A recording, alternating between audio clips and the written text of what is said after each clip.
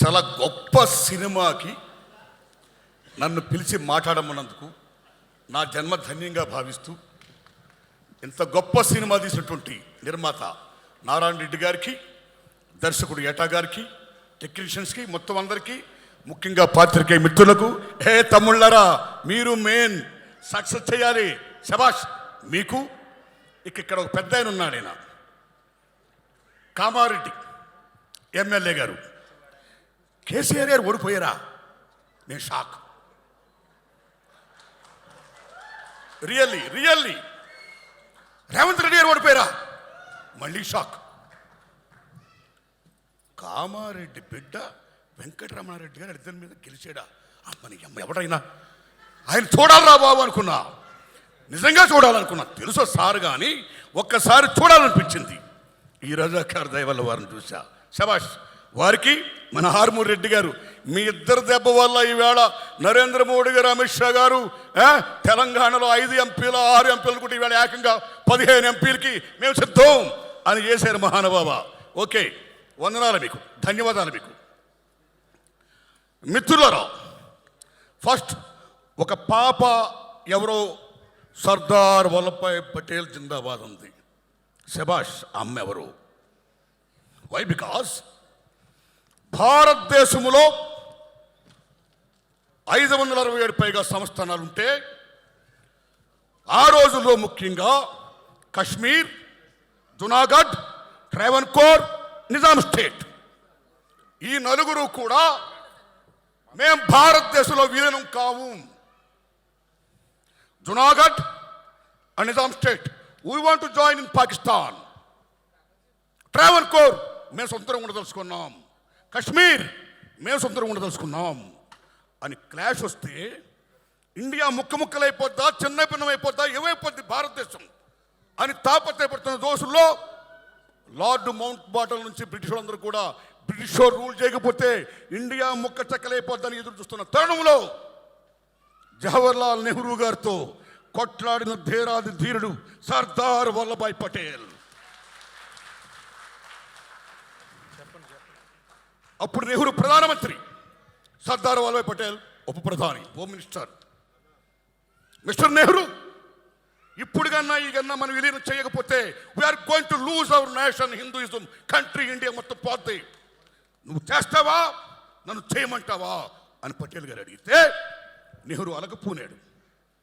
అలగపూన్నప్పుడు నువ్వు అలగపూనుతున్నావు, very sorry, I'm going to resign my post అన్నాడు పటేల్. సర్దార్ వల్లభాయ్ పటేల్ అంటే మీరు నమ్మండి, ప్రైమ్ మినిస్టర్ ఆఫ్ ఇండియా కావాల్సినోడు. 16 ఓట్లు ఆయనకు వచ్చాయి, జస్ట్ 4 ఓట్లు నెహ్రూ గారికి వచ్చాయి. నోట్ మహాత్మా గాంధీ వల్ల చివరికి సర్దార్ వల్లభాయ్ పటేల్ గారు ఉప ప్రధాని అయ్యాడు, జవహర్లాల్ నెహ్రూ ప్రైమ్ మినిస్టర్ అయ్యాడు. That is Sardar Vallabhbhai Patel. ఆ సర్దార్ వల్లభాయ్ పటేల్ గారు నేను రాజీనామా చేస్తున్నాను అన్నాడు ఆయన. Nehru shock. Okay, you do it అన్నాడు ఆయన. ఎస్ అని, మిస్టర్ పటేల్ కశ్మీర్ జోలికి పోకు, కశ్మీర్ నాకు వదిలే అన్నాడు ఆయన. వై? ఇంకన్నీ మీకు తెలుసు, అది పెద్ద సినిమా, మళ్ళీ ఏటా గారు సినిమా చేస్తాడు ఆయన, అల్లూరు గారు తెస్తారు లేకపోతే, రైట్?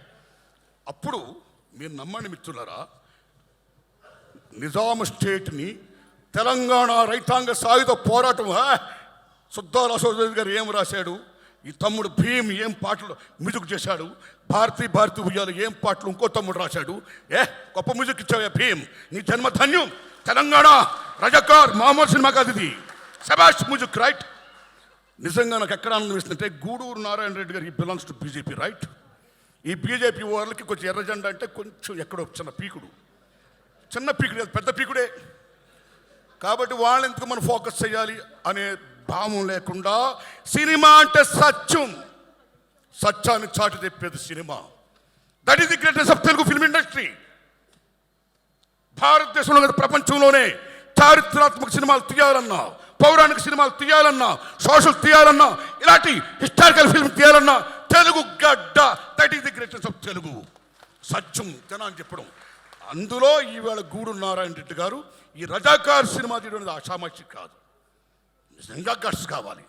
అల్లూరు గారు అన్నట్టు, ఆ సొమ్మ అన్నట్టు నిజంగా గట్స్ కావాలి. వై గట్స్ ఎందుకు కావాలంటే, స్వతంత్రం వచ్చినాడైనా మీరు నమ్మండి, తెలంగాణ సెప్టెంబర్ 17ని విలీనం చేద్దామా, విమోచనం చేద్దామా, దినోత్సవాలు ఐక్యం చేద్దామని తాపత్రయపడుతున్న రోజుల్లో ఇవాళ బీజేపీ వాళ్ళు బ్రహ్మాండంగా ఏదో వాళ్ళు రూల్ చేస్తున్నారండి. అలాంటి రజాకార్ సినిమా ఇవాళ రావడం అనేది సత్యాన్ని జనాన్ని చెప్పడం అనేది. బికాజ్ ఇందాక ఇంద్రరాజు గారు అన్నారు మంచి మాట, this not acting Muslim film, right? సత్యం ఇది.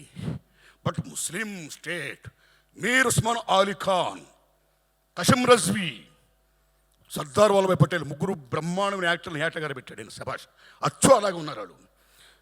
శభాష్. Character fitness is most important, right? మీరు నమ్మండి మిత్రులారా, ఆనాడు తెలంగాణ రైతాంగ సాయుధ పోరాటం కానీ, వందే మాతరం ఉద్యమం కానీ బీభత్సంగా సాగుతున్న రోజుల్లో మీర్ ఉస్మాన్ అలీ ఖాన్ ఈ షాక్డ్ నిజాం స్టేట్ అయిపోద్దు వాట్ డూ. ఇవాళ రెండు కళ్ళ సిద్ధాంతం అని మనం చెప్పుకుంటాము చూడండి. ఆ రోజుల్లోనే హిందువులు ముస్లింలు నాకు రెండు కళ్ళు అని he wants to rule Nizam state. కానీ ఎక్కడో షేక్ అవుతున్నాడు. He wants to save his Kingdom. దానికోసం అప్పుడు ఏం చేశాడంటే, ఈవేళ ఏ ఎంఐఎం ఉందో అది లాతూర్లో ముస్లిం ఫండమెంటలిస్ట్, ఓ ముస్లిం పెద్ద ఆయన ఏర్పాటు చేశాడు ఎంఐఎం పార్టీని. దానికి నాయకుడు ఎవరండి? మీర్ ఉస్మాన్ అలీ ఖాన్ కాదు, కాసిం రజ్వీ. అప్పుడు నిజాం స్టేట్ అంటే తెలంగాణలో 12 జిల్లాలు, 8 జిల్లాలు, మహారాష్ట్ర 5 జిల్లాలు, కర్ణాటక 3 జిల్లాలు. This is Nizam state.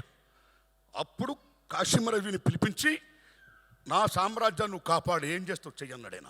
అప్పుడు ఆయన రజాకార్ అనే ఒక సంస్థను ఏర్పాటు చేశాడు. What is the meaning of Razakar? ముస్లిం మత సేవకుడు, ముస్లిం మత పరిరక్షకుడు. వారి పరిరక్షకాస్ ఆఫ్ ముస్లిమ్స్. ఇస్లాం స్టేట్ కావాలి అని రజాకార్ని మొత్తం సైన్యాన్ని ఏర్పాటు చేశాడు. They came from where? From Iran, Iraq, Pakistan, Afghanistan, Bihar, UP. ఈ ప్లేస్ నుంచి 2 లక్షల మంది రజాకారులు. అక్కడి నుంచి రజాకారులు ఏం చేశారు, ఏం వాగడాలు చేశారు.